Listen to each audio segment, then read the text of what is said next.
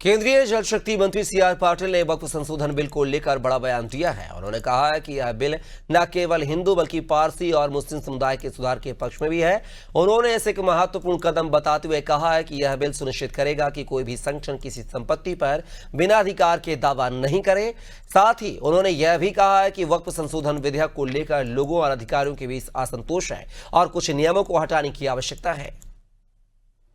आवा नियमों रद्द थवा जोईए, एमां सुधार थवो जोईए एवी तमाम लोकोनी अपेक्षाओं पण हती।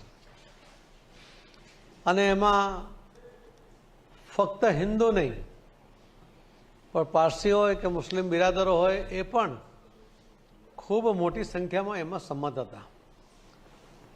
वकफ बिलनो वकफनी सत्तानो एक कड़वो अनुभव ए आपणने सूरत शहर में पण थयो हतो। महानगरपालिकानी जे बिल्डिंग जे वर्षोथी कोर्पोरेशनना वहीवटी भवन तरीके वपराय छे तेनी मालिकी पण वकफ बोर्डे पोतानी जाहेर करी लीधी हती। एना माटे हाईकोर्ट में लड़ाई लड़ी पड़ी हती अने त्यार पछी एमां सूरत महानगरपालिकानो विजय थयो हतो।